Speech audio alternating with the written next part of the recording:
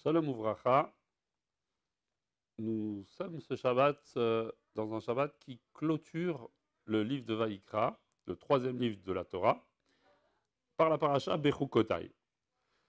Cette paracha commence par le verset suivant: Im Bechukotai telechu, vet mitzvotai tishmeru, va'asitem otam, venatati gishmechem beitam, etc. Je vais traduire ce verset. Si vous, littéralement, vous gardez mes décrets et que vous observez mes commandements, vous les réalisez, alors je donnerai les pluies en leur temps, et il y a toute une série de bénédictions que la Torah nous donne et nous promet d'une certaine manière si on respecte ces conditions. Vous savez certainement qu'il y a plusieurs types de mitzvot que l'on classe dans trois catégories, qui sont les chukim, les mishpatim et les edut. Je vais commencer par les mishpatim. Ce sont les lois qui, selon nos maîtres, sont des lois que la Torah nous a données, mais qui sont des principes que les règles sociales, que l'entendement humain aurait pu déduire de lui-même. Toutes les lois sociales que nous connaissons dans nos civilisations, ne pas tuer, ne pas voler, on les retrouve dans la Torah. Mais bien évidemment, dans toutes les civilisations qui se respectent, ces lois sont instaurées. Et puis, il y a ce qu'on appelle les edut, qui sont, littéralement, edut, ça vient du mot aed, qui veut dire témoin, témoignage, qui sont des commandements qui témoignent quelque chose. Par exemple, le Shabbat fait partie de ces mitzvot qui témoignent que, eh bien, lorsque Dieu a créé le monde, pendant 6 jours il a créé, le 7e, il a interrompu la création. Donc en le respectant, on témoigne ce cycle qui a été mis en place par Dieu.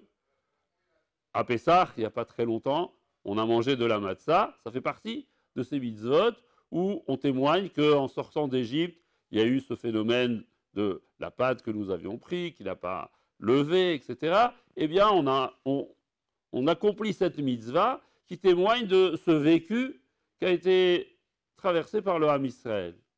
Et puis il y a les chukim, les décrets, qui sont des lois qui ne respectent pas la logique humaine, qui parfois vont même à l'encontre de la logique humaine, mais qui sont des lois que la Torah a instaurées, et que les règles sociales, que l'entendement humain, que tout système qui aurait pu être mis en place n'aurait pas pu inventer. C'est des règles qu'on ne respecte que parce que la Torah les a données.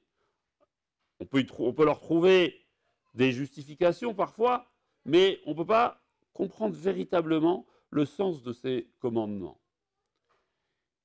Et c'est étonnant, c'est que le verset de notre paracha, il commence par Im bechukotai telechu. Littéralement, si vous avancez dans mes décrets, et si vous gardez mes commandements. Et donc on voit que la Torah a mis l'accent, et d'ailleurs au point que le nom de la paracha s'appelle Bechukotai. La Torah a mis l'accent sur ces lois qui sont des décrets, qui sont des lois dictées par Dieu, et j'ai envie de dire que l'on ne respecte que parce que c'est la volonté de Dieu. Quel est le message qui est ici transmis? Justement dans ce livre que l'on clôture avec cette paracha, qui est un livre qui évoque essentiellement les corbanotes, les sacrifices, et les notions de pureté, de sainteté, des choses qui sont vraiment très particulières, très spécifiques au clan d'Israël. Alors nos maîtres nous enseignent la chose suivante. Lorsqu'on accomplit une mitzvah parce que c'est une règle sociale qu'on aurait pu comprendre ou instaurer, ou parce qu'on témoigne de quelque chose, alors, eh bien, notre compréhension humaine va dans le même sens que l'action que nous réalisons. Par contre, dans les chukim, dans les décrets, nous l'accomplissons que parce que c'est la volonté de Dieu. Il y a ici une certaine soumission à Dieu qui n'est pas conditionnée par notre compréhension. Et c'est ça que la Torah nous demande. La Torah, bien sûr, ne nous demande pas de ne pas comprendre, bien au contraire. on doit approfondir, comprendre tout ce qui nous est accessible. Mais elle nous demande de ne pas conditionner l'action par la compréhension. Et cette démarche-là fait preuve d'une soumission complète à la volonté de Dieu, qui est le facteur commun de tous les commandements, de quelle que soit la catégorie de ces commandements. Eh bien, on retrouve cette dimension, avant toute chose, d'accomplir la volonté de Dieu. Et c'est ça qu'ici, la Torah est en train de nous dire. Et ce comportement-là, il permet d'avancer. La Torah dit « Imbechukotai telechu ». Si vous êtes dans une démarche, quelle que soit la catégorie de mitzvot que vous réalisez, ou avant toute chose, vous avez conscience que ce que vous faites, c'est pas pour une raison annexe, mais pour la raison principale qui est que c'est l'expression de la volonté profonde de Dieu, alors vous êtes dans une démarche qui vous permet d'avancer. Et ensuite, de garder les commandements, d'accomplir toutes les mitzvot. Et un dernier point qui va nous projeter un petit peu vers cette fête de Shavuot vers laquelle nous avançons à grands pas, c'est que le mot chok, chukotai, mais décret, chok, un décret, il a la même étymologie que chokek, qui veut dire incrusté. La spécificité du texte qui était transmis à Matan Torah, à cette fête de la fête de Shavuot, eh bien, c'est qu'il n'était pas écrit sur un support, comme aujourd'hui, sur un livre ou sur un Sefer Torah, on écrit un texte. Le texte des 10 commandements, le texte de la Aseret Adiverot qui a été donné à la fête de Shavuot, il était incrusté dans la pierre.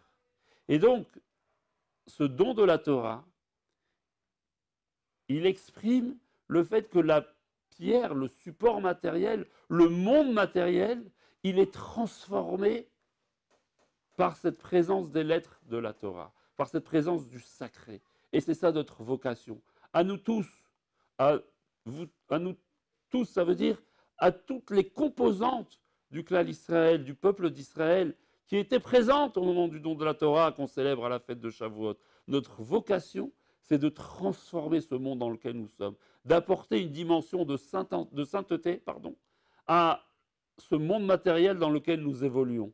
Quel que soit notre rôle, quelle que soit notre position, quel que soit l'endroit géographique où nous nous trouvons, nous avons un rôle à jouer pour permettre à ce monde, qui est un monde matériel dans lequel on évolue avec des règles qui régissent le monde matériel, d'avoir accès à une dimension de la sainteté. Ce processus, il s'est mis en place à partir du don de la Torah qui est célébré par cette fête de Shavuot.